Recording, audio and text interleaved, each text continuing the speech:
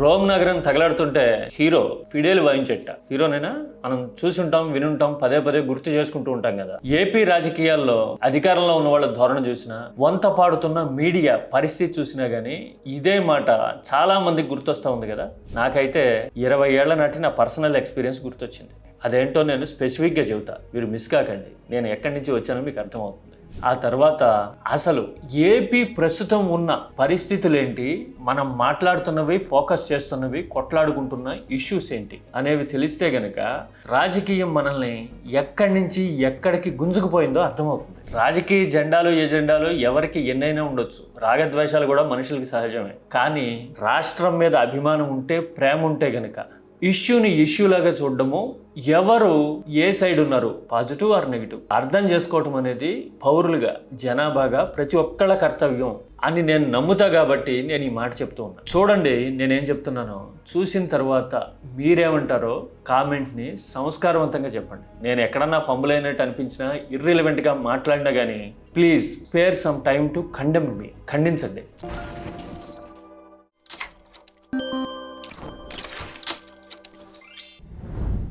2005 ప్రాంతంలో అనుకుంటా, అప్పటికి ఎలక్షన్ అయ్యి ఏడాదిన్నరేమో అయింది. ఏడాదిన్నర కూడా కాల గట్టిగా రాజకీయం మంచి రసపట్లో ఉంది. చాలా మందికి గుర్తుండి ఉంటుంది కదా. వ్యవసాయం దండుగా అన్న మనుషులే మీరు. ఆ టైంలో నేను ఒక ప్రముఖ ఛానల్లో 9 గంటలకు వచ్చే బులెటిన్కి ఇన్ఛార్జిగా ఉన్నా. హెడ్లైన్లు డిజైన్ చేసుకోవడం దగ్గర నుంచి రైటింగ్, ఎడిటింగ్ అన్నిట్లోనూ నా హ్యాండే ఉండేది. Whole and soul responsible person for that bulletin. చాలా ఎంగేజ్, వర్క్ ప్రెజరో ఫ్లోనో. నేను అప్పటి ప్రతిపక్ష నాయకుడికి నేమ్ స్ట్రిప్ వేసేటప్పుడు ముఖ్యమంత్రి అని వేశాను. ఆ బులెటిన్ నేరుగా సంస్థ చైర్మన్ చూస్తారు, ఆయనకే బాధ్యత ఇన్ఛార్జిగా. నేను స్ట్రిప్లో తప్పడింది జనరల్గా గాల్లో పోతుంది, టీవీలో ఏదైనా అంటుంటారు, వెంట్రుక వాసులో వెళ్ళిపోతుంది కదా. కానీ ఆయన ప్రతిదీ పిన్ పాయింటెడ్గా చూసే దృష్టి అనమాట. నాకు ఎక్స్ప్లెనేషన్ నోటీస్ వచ్చింది, వెళ్ళి కలిసాను. సార్ కొంచెం డెవలప్మెంట్స్ ఉన్నాయి, అందుకోసం మిస్ అయ్యాను ఇట్లా అని చెప్పి రిగ్రెట్ ఎక్స్ప్రెస్ చేశాను నేను. జరుగుతాయి, కానీ ఎప్పుడైనా ఒకటి గుర్తుపెట్టుకో, రాజకీయం చివరి 6 నెలల్లో ముందంతా మనం నిష్పాక్షికంగా ఉన్నట్టే కనపడాలి, మన రిప్రజెంటేషన్ అంతా అలాగే ఉండాలి అని ఆయన గంభీరమైన స్టైల్లో నాకు చెప్పిన జ్ఞాపకం. అది తంబురులు అనుకోండి. ఆ రోజుల్లో డెడికేషన్ అలా ఉండేది. అంటే అప్పట్లో ఆయన అప్రోచ్ అలాగే ఉండేది. మీడియా సాధారణ పరిణామాల్లో, ఎన్నికలు దూరంగా ఉన్న సమయాల్లో నిష్పాక్షికంగా ఉన్నట్టు కనిపించడానికి అట్లీస్ట్ ట్రై చేసేది అని చెప్పడానికి ఇది ఒక ఎగ్జాంపుల్, నా పర్సనల్ ఎక్స్పీరియన్స్. ఇప్పుడు మీడియా అలాంటి విచక్షణ రేఖల్ని చెరిపేసింది. ఇంతకీ ఆ బులెటిన్ ఏంటి, ఆ ఛానల్ ఏంటి అని చాలామందికి డౌట్ ఉంటుందా? మొన్న మధ్యన ప్రస్తుత ముఖ్యమంత్రి చంద్రబాబు అభినందిస్తూ ఒక ట్వీట్ కూడా చేశారు. అదే ఆ బులెటిన్. ఓకే, మీడియా ఎలాగా రాజకీయాన్ని భుజానేసుకుని ఇప్పుడు ప్రతిరోజు, ప్రతి క్షణము, ప్రతి వాక్యంలోనూ రాజకీయాన్ని మోసుకొస్తా ఉంది అని చెప్పడానికి ప్రస్తుత పరిణామాలే రుజువు కదా. ఏంటి ప్రస్తుత పరిణామాలు? ఎందుకింత ఆక్రోశం, ఎందుకింత ఆవేదన, ఎందుకింత తప్పించిపోవాల్సిన పరిస్థితి వచ్చింది? ఎందుకంటే రాష్ట్రంలో కల్తీ పాల మరణాలు జీవితాలని చిదిమేస్తూ ఉన్నాయి. చిన్న వయసులోనే కిడ్నీ వ్యాధులతో నరకయాతన అనుభవిస్తున్నారు జనం. ఇంకా వేసవి తలుపు కూడా తట్టక మునిపే డయేరియా వచ్చి ప్రాణాలు తీసేస్తూ ఉంది. అల్లాడిపోతున్నారు. అంటే తాగడానికి మంచి పాలు లేవు, నీళ్లు కూడా కలుషితం అయిపోయి కాలకోట విషమైపోయిన పరిస్థితుల్లో బతుకుతున్నాం. మీడియా ఎక్కడైనా ప్రస్తావించడం కానీ, చర్చించడం కానీ, ఎజెండా చేయడం కానీ ఉందా? అధికారంలో ఉన్నవాళ్ళు ఈ ఇష్యూని అడ్రస్ చేసి చర్యలు తీసుకోండి అని చెప్పడం కానీ, వేసవి ముందు తాగునీటి కటకట్టుని నివారించేందుకు కొత్తగా ఏం చర్యలు తీసుకున్నాం అని ప్రకటించడం కానీ ఎక్కడన్నా చూసామా? డయేరియా మరణాల తర్వాత అయినా గత 2 రోజులుగా ఏంటి హైలైట్స్, హెడ్డింగ్స్?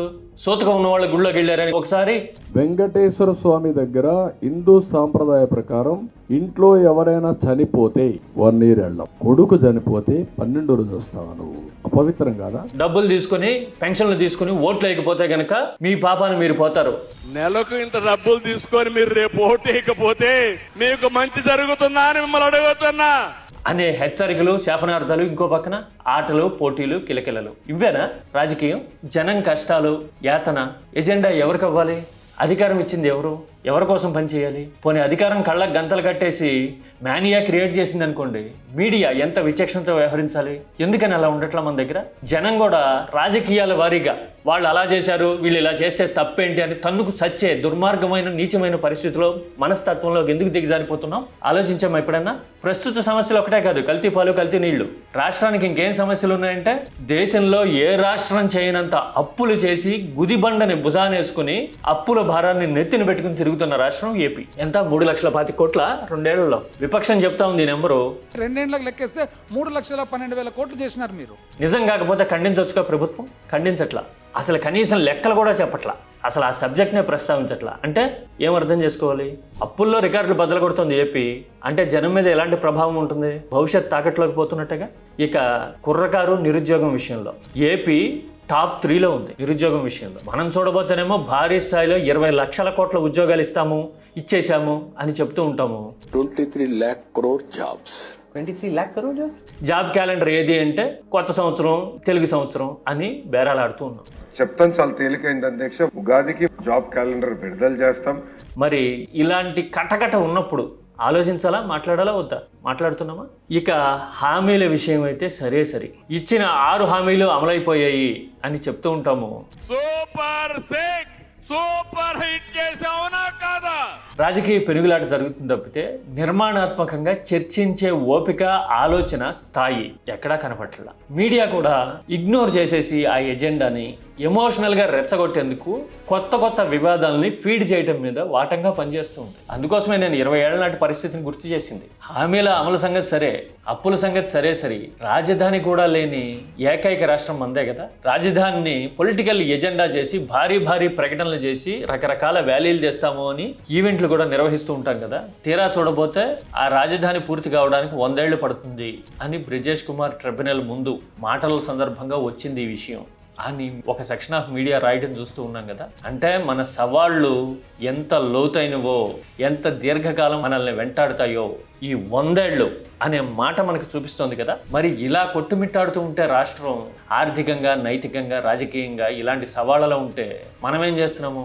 మత రాజకీయాల గురించి మాట్లాడుకుంటున్నాం. ఎవరి మతం ఏంటి, అసలు ఫలానా మతం వాళ్ళు ఇలా చేసేసారట, బైబిల్ పట్టుకొని తిరుగుతా ఉంది అని నిరాధారమైన ఊసుపోని సొల్లు పురాణాలని ఎజెండా చేస్తూ ఉంటే కిచకిచకిచకిచ నవ్వుతూ చప్పట్లు కొడుతుంది. అందుకోసమే మనం ఇంత మూర్ఖత్వంలో, మూఢత్వంలో, అంధత్వంలో ఉండబట్టే అధికారం, రాజకీయం మన నెత్తినెక్కి డ్యాన్స్ ఆడుతూ ఉన్నాయి, రాష్ట్రాన్ని పాతాళానికి తొక్కుతూ ఉన్నాయి. ప్రశ్నించాల్సిన మీడియా కూడా కులాల వారీగా కవచాలుగా మారిపోయేసరికి ఇక నిజాలు చెప్పే దిక్కెవరు? ఇది కదా ఇప్పుడు పరిస్థితి, ఇది కదా ఇప్పుడు సవాలు.